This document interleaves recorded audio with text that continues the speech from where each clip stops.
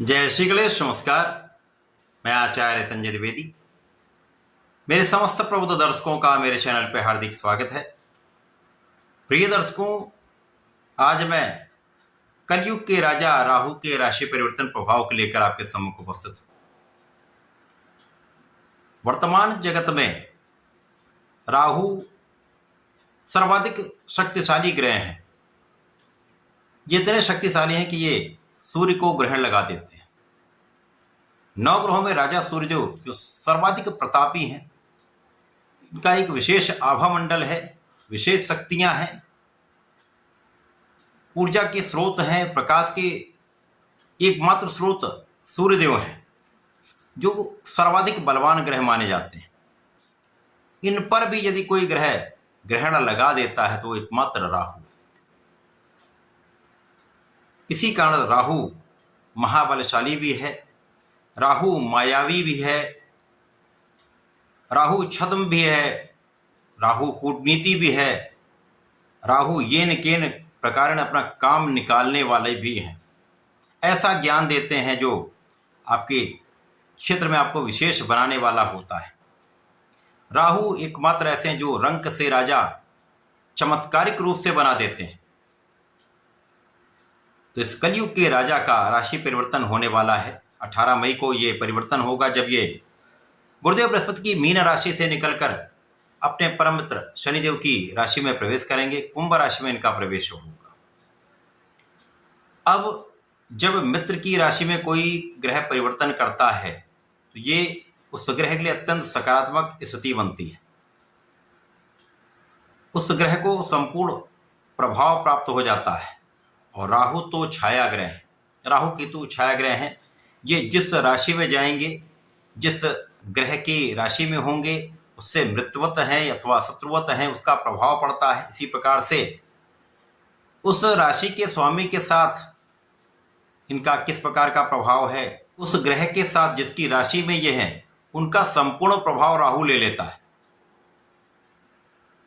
अब शनिदेव तो कर्म प्रधान देव हैं, जो कर्मों के अनुसार फल की प्राप्ति कराते हैं। जब उनकी राशि में शनिदेव का प्रभाव प्राप्त होगा तो राहु इन गुणों को भी अडॉप्ट कर लेंगे। परंतु जैसा कि राहु का नैसर्गिक प्रभाव है, कहीं ना कहीं कुछ विषाक्त इनका प्रभाव होता है, वो भी अवश्य प्राप्त होता है। आज मैं मेष राशि के लिए राहु के इस राशि परिवर्तन का किस प्रकार का प्रभाव प्राप्त होने वाला है, राहु इस समय में मेष राशि के जातकों के लिए किस प्रकार के योग बनाने वाले हैं, लाभ देंगे अथवा कहीं पर कुछ समस्या देंगे, इनका संपूर्ण विश्लेषण मैं पूर्ण तर्क के साथ करने जा रहा हूं। यदि कहीं पर कोई समस्या आएगी या आ रही है तो उसका क्या निराकरण है, इसका भी विश्लेषण मैं करने जा रहा हूं। प्रिय दर्शकों, इस राशिफल को आप अपने लग्न तथा राशि दोनों के अनुसार देख सकते हैं, क्योंकि राहु का एक परिवर्तन लंबी अवधि का होता है। 1.5 वर्ष का ये राशि परिवर्तन है। तो इसमें आपकी लग्न यदि मेष है या राशि मेष है तो आपको ये अवश्य देखना चाहिए। मेष राशि के लिए राहु का ये परिवर्तन आपके एकादश भाव में हो रहा है। यहां पर सर्वाधिक महत्वपूर्ण यह है किस भाव में राहु जा रहा है। एकादश भाव कुंडली का एकमात्र ऐसा भाव जहां पर समस्त ग्रह एक अच्छा प्रभाव देते हैं। तो यहां राहु निश्चित रूप से कुछ लाभ की वृद्धि करेंगे, क्योंकि लाभ का भाव है। परंतु जो इनका नैसर्गिक प्रभाव है उसका अंश भी प्राप्त होगा। राहु लाभ की मात्रा को बढ़ा देंगे। कई विधियों से, कई प्रकार से, कई रास्तों से, कई सोर्सेस से आपको धन प्राप्त हो सकता है। लाभ में अचानक वृद्धि हो जाएगी। तो ये तो निश्चित रूप से ऐसा होने वाला है। अब शनिदेव मेष राशि के लिए 12वें भाव में गोचर कर रहे हैं, तो शनि का प्रभाव यहाँ पर व्यय बढ़ाने वाला, तो यहाँ पर कुछ व्यय भी बढ़ सकते हैं। निश्चित रूप से ऐसा होगा, क्योंकि शनि की राशि में होकर शनि का गुण भी लेंगे तो कुछ व्यय बढ़ाएंगे। तो लाभ भी बढ़ रहा है लेकिन व्यय भी बढ़ रहा है। तो यहाँ पर अकारण व्यय से आपको बचना होगा, नहीं तो ये कहीं ना कहीं धन की समस्या उत्पन्न करेगा। जब राहु यहाँ पर होते हैं तो ये अपने प्रिय भाव तृतीय भाव को देखेंगे तो आपके परिश्रम को अच्छा कर दें, परिश्रम आपका बढ़ जाएगा। यदि इस समय में आप संपूर्ण प्रयास कर लेते हैं, परिश्रम करते रहते हैं, अपने लक्ष्य पर केंद्रित रहते हैं, तो सफलता भी आपको मिलेगी। परंतु यहाँ पर बिना कारण के मित्र बहुत बनते हैं। स्वार्थी मित्रों का यहाँ पर योग बन जाता है। स्वार्थी मित्र होते हैं जो आप बिना कारण से आपका साथ नहीं देते हैं, परंतु आपसे लाभ ले लेते हैं। ऐसे मित्रों से दूरी बना लीजिए। भाई बहनों के साथ मित्रों संबंध रहेगा, प्रेम संबंध अच्छा रहेगा, परंतु एक मतभेद या क्लेश भी रहेगा। तो यहाँ पर दोनों चीजें यहाँ पर प्राप्त हो रही, कुछ लाभ भी मिल रहे हैं, कहीं पर कुछ समस्याएं भी हो रही हैं। इसी प्रकार से तो अच्छे मित्रों का साथ करेंगे तो आपके लिए अच्छा समय रहेगा। राहु का प्रभाव ज्ञान के भाव पर है, तो यहाँ लाभ तो मिल रहा है, परंतु आपको ये आपके मार्ग से भटका सकते हैं। शिक्षा के मार्ग में कुछ ना कुछ अवरोध आ जाते हैं। शनिदेव कर्म प्रधान देव अतः आपको अपना प्रयास, अपना कर्म पूर्ण रूप से 100% करना होगा। आपको परिश्रम बढ़ाना होगा, क्योंकि इस समय राहु आपके मन को भटकाएंगे, और जब मन भटकता है तो विद्या से विरक्ति होने लगती है। बिना कारण के कार्यों में आपका मन लगेगा, लेकिन शिक्षा में, पढ़ाई में आपका मन कम लगेगा। तो यहाँ पर आपने आत्मबल को प्रबल करना है, संपूर्ण रूप से पूर्ण मनोयोग से लगे रहना। विशेष रूप से वे जातक जो टीनेजर्स हैं अथवा इससे अधिक उम्र के हैं, वहाँ पर प्रेम संबंधों में समस्या के कारण कष्ट हो सकता है, तो इनसे बचना श्रेयस्कर होगा।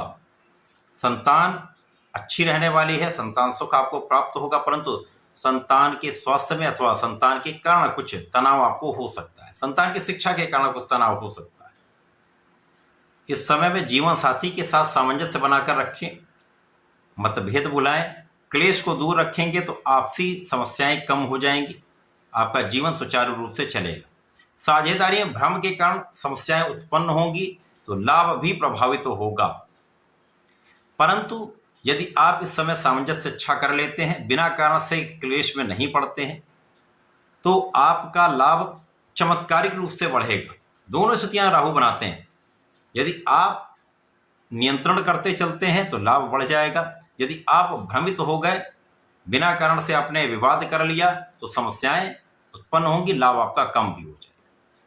परंतु इस समय राहु आपको 100% आपके धन के मार्ग बनाने वाले। यहां आपको केवल ध्यान देना है। राहु का ये परिवर्तन आपके लाभ भाव में होकर विशेष रूप से आपको कुछ अच्छे लाभ देने वाला है, परंतु कुछ चीजों पर विशेष रूप से आपको सावधानी रखनी चाहिए। शिक्षा में ध्यान रखें, पढ़ाई में मन लगाएं, लक्ष्य पर केंद्रित रहें, चाहे वो पढ़ाई का भाव या नौकरी का भाव या आपका व्यापार। समस्त क्षेत्रों में अपने लक्ष्य पर यदि आप केंद्रित रहेंगे, भटकेंगे नहीं, तो धन का बिना कारण से व्यय नहीं होगा, कोई विवाद नहीं होगा, तथा आप अपने मार्ग पर सही ढंग से चल पाएंगे, लाभ ले पाएंगे। राहु का ये परिवर्तन कुल मिलाकर आपके लिए एक अच्छा प्रभाव दे रहा है। उन समस्याओं से बचने के लिए आपको नियमित रूप से संकट मोचन के शरण में रहना चाहिए। ओम हम हनुमते नमः 27 बार जप करें। हनुमानाष्टक तथा भजन माला का पाठ मंगल शनिवार को यह संकल्प लेकर करते हैं, विशेष लाभ मिलेगा। हनुमान चालीसा नित्य करिए। छोटी चिड़ियों को यदि आप दाना देते हैं, उनको पानी आप पिलाते हैं, तो निश्चित रूप से यह समय आपके लिए विशेष फलदायी होगा। आपके लाभ की मात्रा कई गुना बढ़ जाएगी, चमत्कारिक रूप से आपको लाभ प्राप्त होगा, क्योंकि राहु से बहुत प्रसन्न हो, आपको लाभ अवश्य दे। तो ऐसा करके इसका लाभ लें। धन्यवाद, नमस्कार।